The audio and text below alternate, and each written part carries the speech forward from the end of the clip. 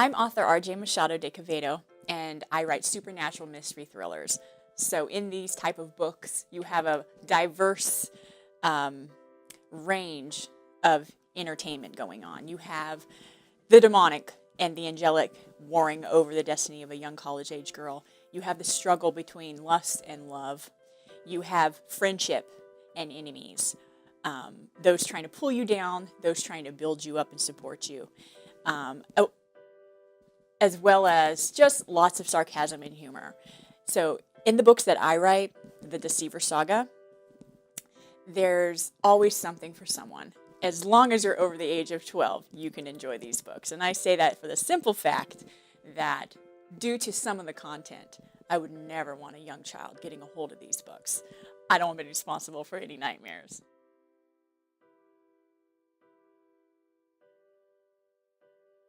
When I first had the idea to write these books, the title for the first book, The Deceiver, was firm. It came with the ideas, The Deceiver. And I didn't have to struggle for it at all. It naturally just evolved immediately. The Deceiver is not always someone else who's doing the deceiving. Sometimes we can believe our own lies, the lies spoken about us. We can be our own worst enemy. And the titles that I chose for each of the books so far has an ambiguous meaning. It means more than one thing. Not only is the deceiver the enemy, Satan, the evil in this world that's out to get us, to deceive us, to destroy us and annihilate our hope and our faith and our joy, but we are our own deceiver because we choose to believe those lies, and we also choose to believe the lies spoken about us by others. Sometimes they can be family, friends, relatives, even people we don't know, like bullies at school or a teacher who just doesn't like you when you're a child. Those are the lies we choose to believe about ourselves, and that encase us in that sense of loss of purpose, loss of self.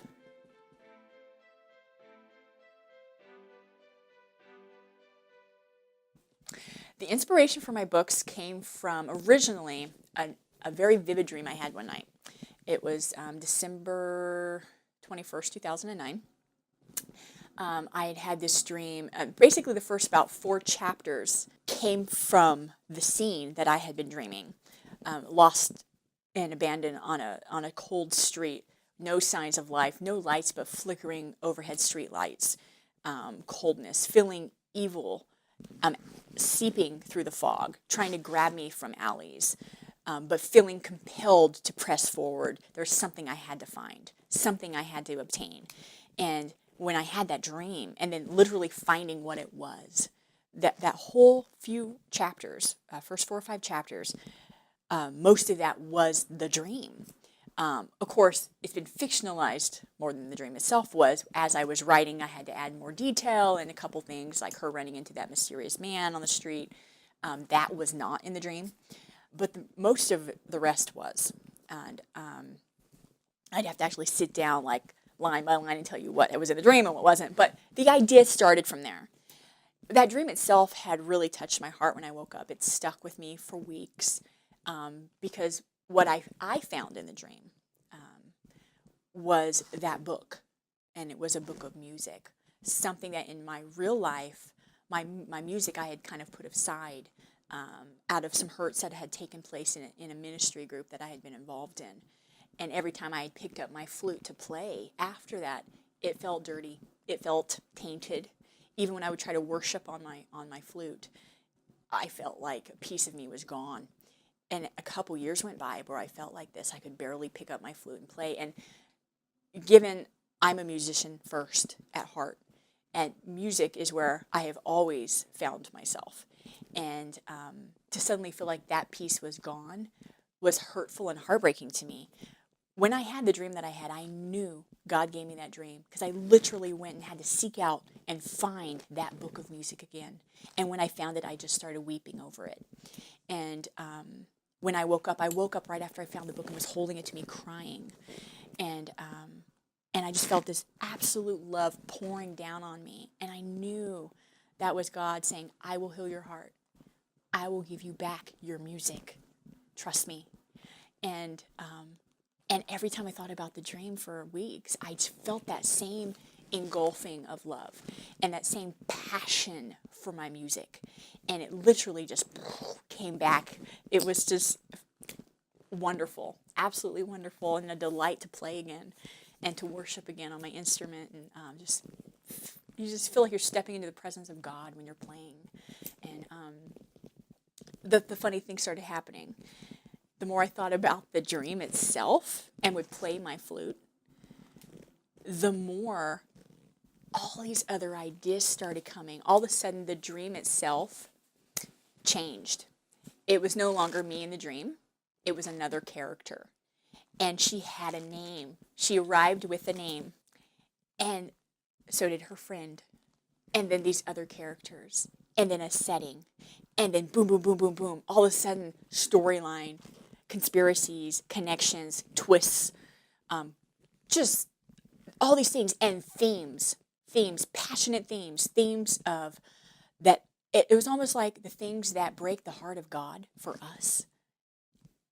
What breaks his heart but also infuriates him came coming. At the same time this creativity popped off in my mind, so came all these thoughts and all these things that need to be said, need to be spoken, need to be pushed into the face of people to deal with and acknowledge, and stop hiding in the sand and just hiding away in a church and not doing something about it. And I felt like this is something I had to do. I knew I had to write these books. And I knew that these topics, as heavy and hard as some of them are, need to be said.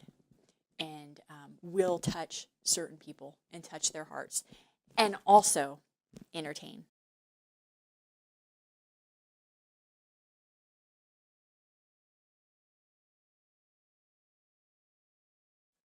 There is a lot of violence in the book. It's written to be raw and to be real. And the way I write in the first perspective. So when she's being beaten down or watching her sister get raped, or someone is trying to rape her, you're in that first person character. You're experiencing and feeling what she's experiencing and seeing, and in some cases tasting or smelling. I write from a very personal perspective, and that can be a little overwhelming for some people. Some readers has told me I've had to pause and come back and to finish reading it because it was so detailed and graphic. And my own editor with my publisher even told me, Becca, on a scale of 1 to 10, girl, 10 being the strongest for violence, sexuality, even some language, you're kind of at a 10. I mean, can we tone this down a bit?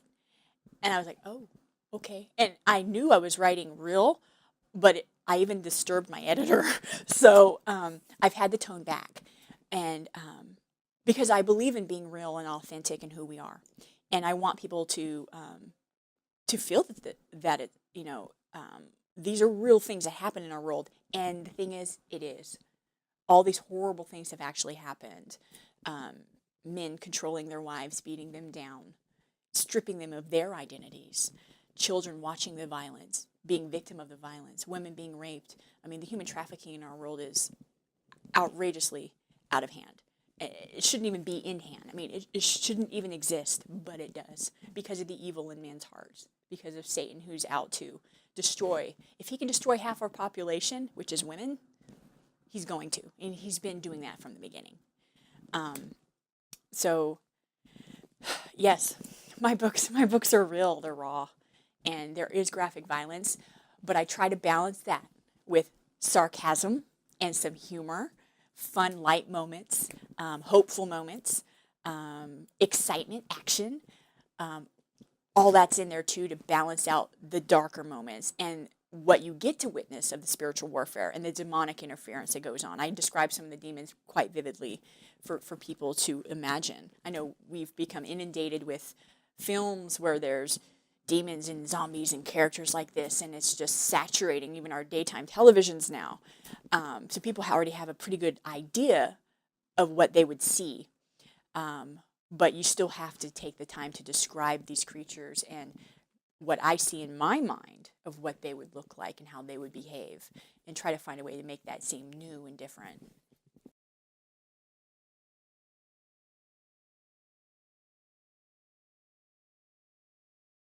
I'm trying to reach both Christian and non-Christian alike. I am a Christian and I am an author. So you can say I'm a Christian author.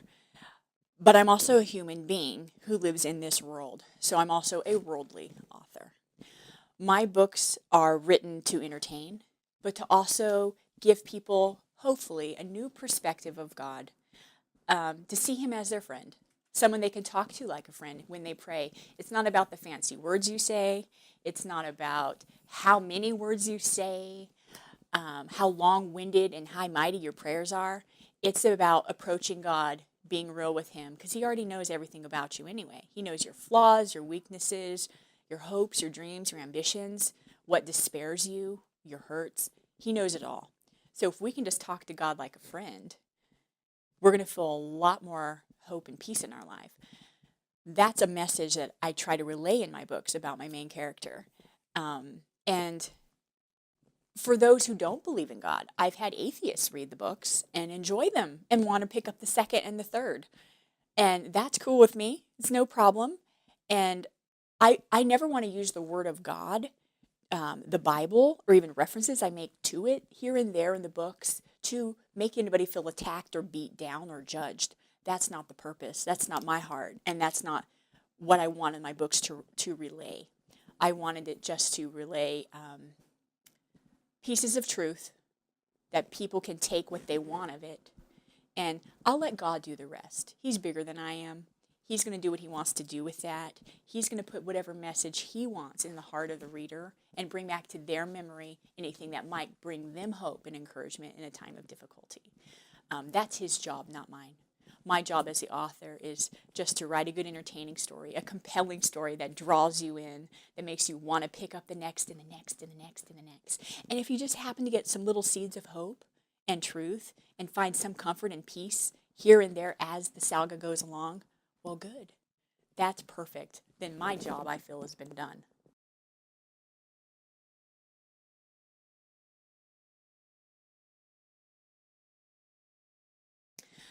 With the covers, my publisher is really great in that they want me to tell them what I want on the covers, what vision I see in my mind, in my heart. And I relay that back to them. I fill out a detailed questionnaire and I tell them what I want to see.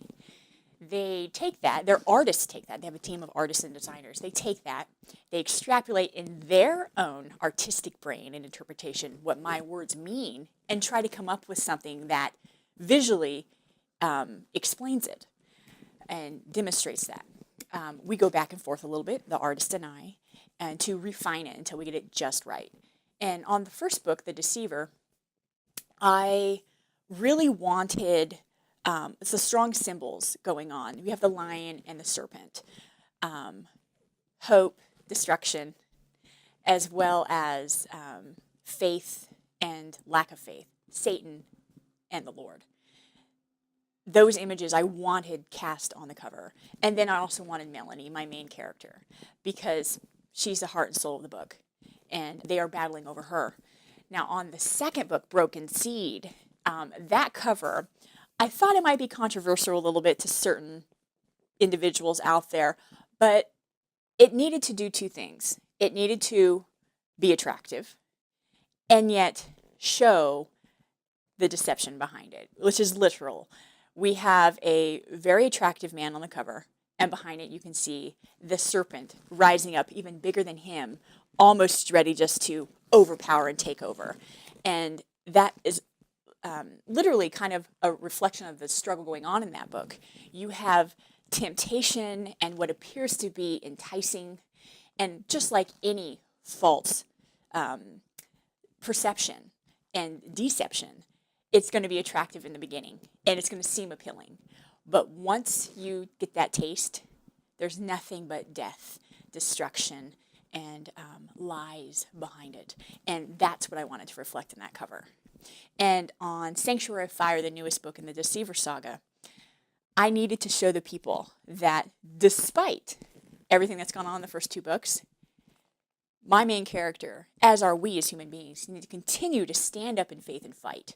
So I had her holding her sword of the Spirit. She is literally slashing and chopping down her enemies, demonic as well as the physical human, in that particular scene. Not the whole book is all chop people up to bits, bloody gore. There's bits and pieces of it, which is, again, why I say ages 12 and up, that's okay to read the book, but I wouldn't recommend a bedtime story for a 6-year-old. I wanted that cover to show and demonstrate that spiritual warfare that was going on, and also how it crossed over into the physical realm. And I wanted little pieces of the demonic behind her so you could see what she's warned against. And that sanctuary of fire, the namesake of the book, to be encasing her, engulfing her, protecting her, keeping them at bay as well. Because that's what God does for us. He surrounds us, He protects us, He intervenes on our behalf when we feel we're outmatched by life, by our enemies, by people out to get us.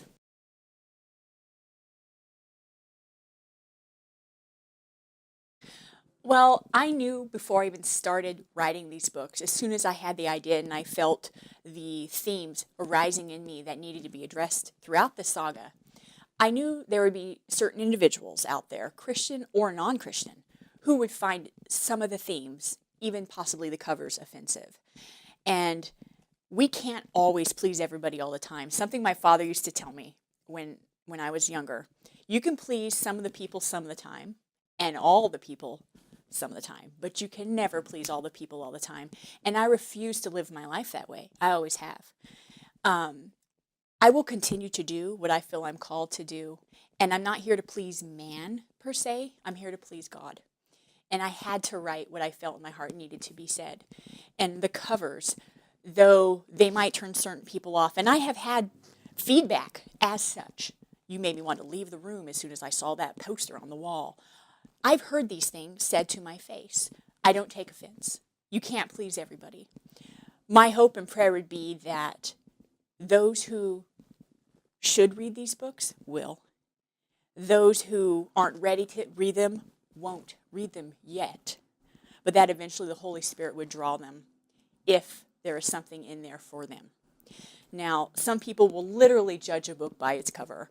It's a catchphrase. It's been coined. Everybody says that. But it's true. People have literally judged my books by their cover. When they see that half-naked torso of a man with the serpent behind him, some men are offensive and insecure about that.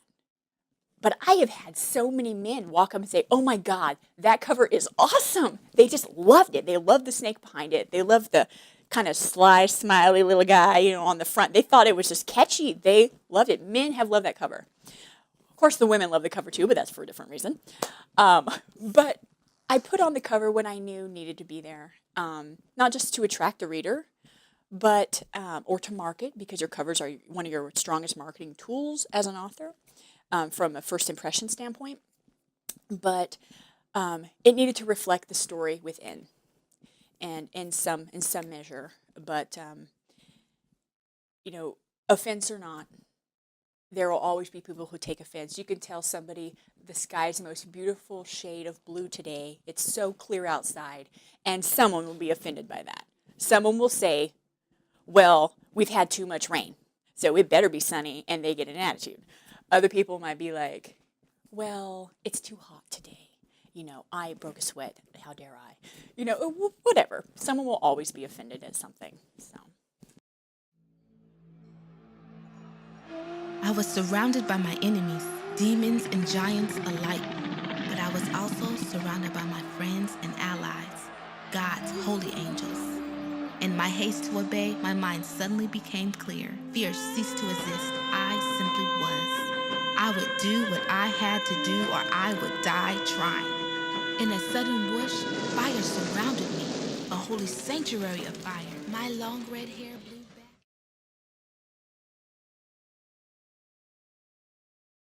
back. Melanie, okay. She's a feisty little redhead. And she's a college-age student. She's about 23 years old. She has gone through a living nightmare, a living hell since childhood. I mean, it says in the book, her first word was no. No, excuse me. Her first word was stop, stop. When her father was beating her mother, that was her first word. And her oldest sister, Vivian, told her, that was your first word, Melanie. She's lost her mother. She's lost her sister. They died in violent ways. And then she has a friend that has stuck by her since she was 15. Someone who kind of tucked her in under her wing and loved her and took care of her and had endless compassion for her and understanding, and which is the true definition of a good friend. So Melanie has had a horrible childhood, a horrible life, and along the way has almost lost her faith that there's a reason for all this. How could there be a God and I go through this? Those kind of questions she asks. She literally shakes her fist at God and yells at him. She is angry and hurt by what she's gone through. And the Lord has to come bring her comfort in the form of an angel and gives her some of those answers. And as the saga goes on, you get more answers and more pieces, and you find out more about her father and these group of, rough felons who are out to get her. There's more of their story that comes out too. You begin to understand them a little bit more as the saga goes on and why they're doing what they're doing. But eventually you're going to find out more of the spiritual battle behind it. There's a whole agenda from the enemy, from Satan, out to get her and destroy her because of the call that she has on her life.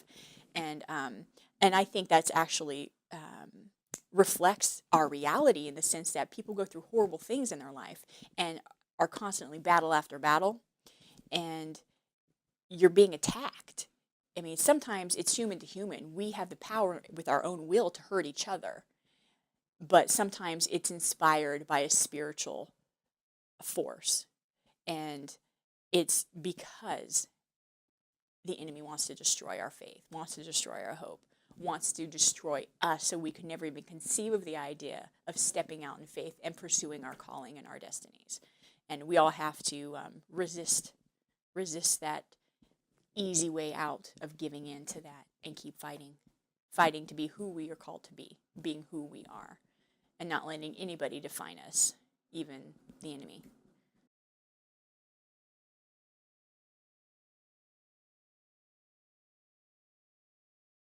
Some of the social issues and themes that I felt I needed to draw attention to and discuss a little bit in the books here and there are topics such as bullying, sexual abuse, the domination of men over women, which unfortunately has lasted since the beginning of man. It's not how it was designed to be in the beginning. They were supposed to be partners.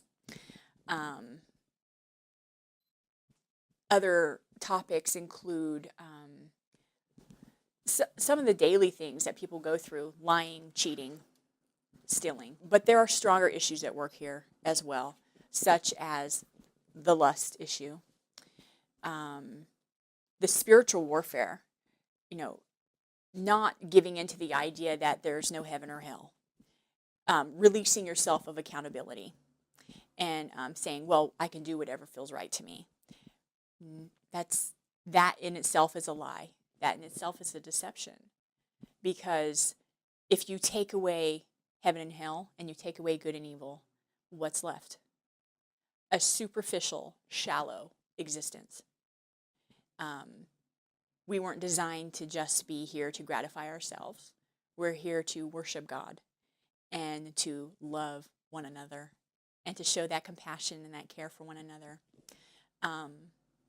And an example of that in the books has to do with racism too.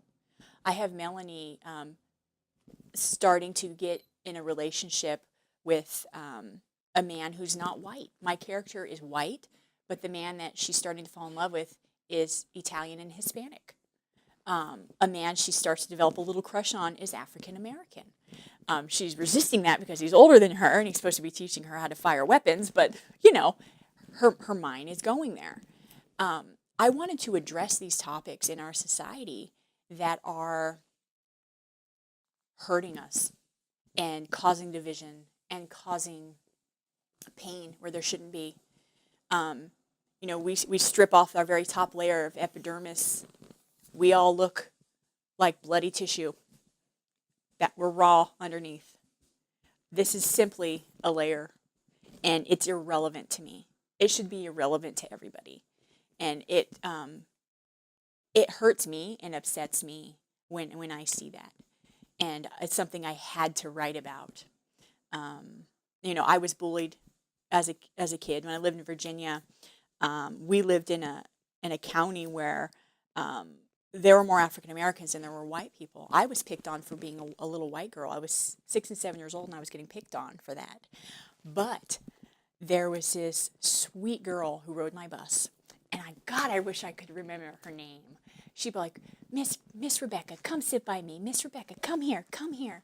You leave her alone. And she would yell at the other boys who were picking on me, and she would have me come sit next to her, and she was so sweet to me, and she would just talk to me, and I just looked at her and thought she was like my angel, because she protected me, and I was like 6 years old, and our friends down the street were African American. We played double dutch with them all day long, all weekend, and it was great.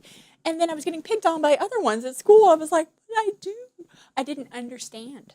Because I wasn't, my father and mother didn't raise me to be that way. They raised me to be loving towards everybody.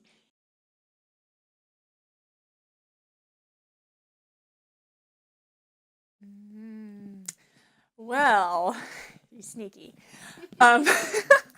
Book 4 is going to be called Blood Enemies. There are several new characters coming, and several old villains coming, and of course, our beloved core of characters are going to be there too. But yeah, there are going to be some new ones, definitely. But you're just going to have to wait and read it to get all the details.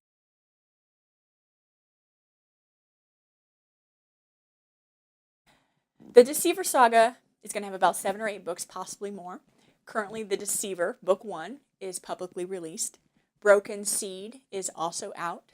And Sanctuary of Fire just came out on December 16th.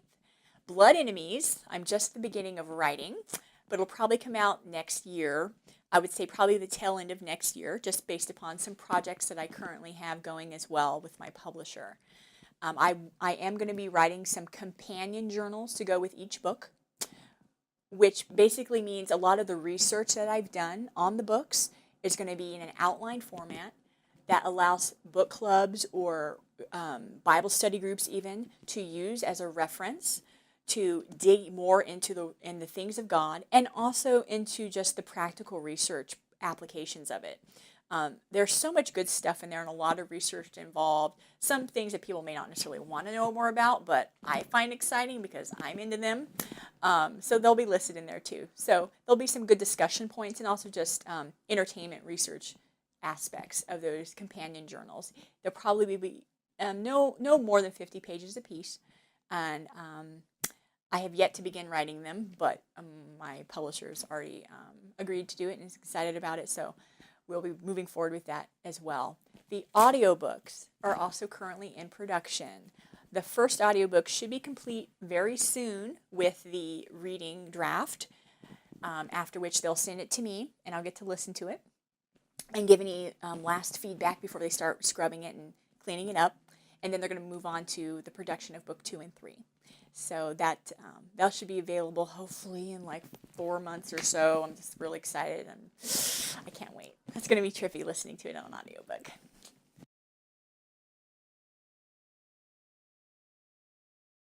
You can get my books. Currently, they're local in Sacramento at Dimples off of Arden. They're going to be in Facing the Book again soon. I have some book signings coming up as well where people can come out and meet me, buy the book from me directly. Go on my website under the appearances page and you can see all my scheduled book signings coming up. But they're also on Amazon.com, Walmart.com, BarnesandNoble.com, FamilyChristian.com, a whole bunch of other websites I didn't even know that they were on. I found myself on. I was tripping out. I was like, what? Like, I had no idea. Some websites on the UK, some in South Africa. I had no idea. Or Southern Africa, let me correct. I had no idea. But here they are, or there they are, I should say. I'm like, I don't even know when I'm going to see those royalties. Anyway, So there they are, but they're in all formats. Soft cover, the hardback covers, ebook. You can get them in iPad, Kindle, Nook, even PDF. And you can purchase them through my website. The only versions you can't purchase through my website are anything above Kindle 2. You have to go through Amazon.com for. But yeah, all those websites you can get them at.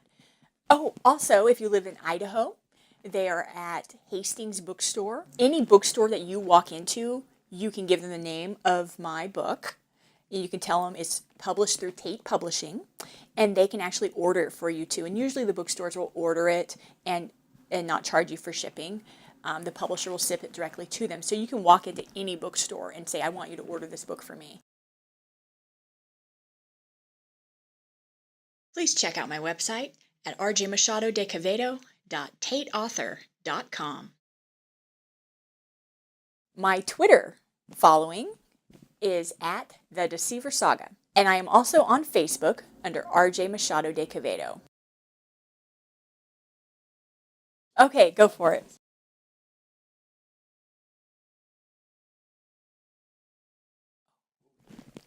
If I had one superpower, my superpower would be the gift of flight. Yep.